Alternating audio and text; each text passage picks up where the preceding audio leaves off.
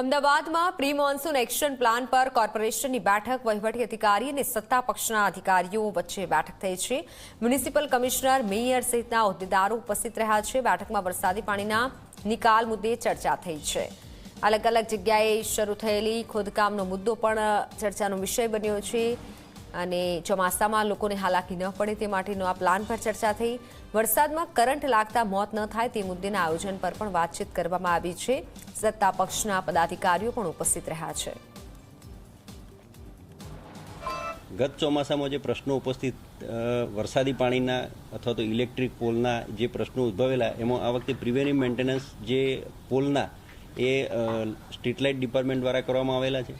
વરસાદી પાણીના નિકાલની વાત કરીએ તો લાસ્ટ મોન્સૂનની અંદર 147 જે વોટર લોગિંગ સ્પોટ હતા એ પૈકી ગત ચોમાસાના 3 મહિનાની 4 મહિનાની સિઝન દરમિયાન જ જે જગ્યાએ વરસાદી પાણીનો ઝડપથી ખૂબ જ ઝડપથી એટલે 5 થી 10 15 મિનિટમાં નિકાલ થઈ ગયો 39 લોકેશન જે હતા એ વરસાદી પાણીનો નિકાલ જે કામગીરી અગાઉ થવાના કારણે થયેલી હતી।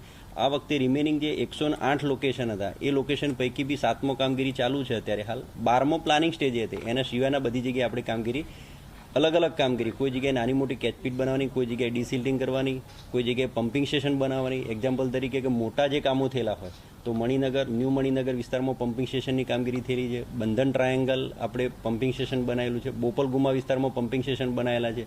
નિકોલમાં જે વરસાદી પાણીનો ભરાવાનો પ્રશ્ન હતો તો નિકોલમાં પણ સ્ટોમ વોટર પમ્પિંગ બનાવેલું છે। એ રીતે અમુક મોટા કામો પણ થયેલા છે।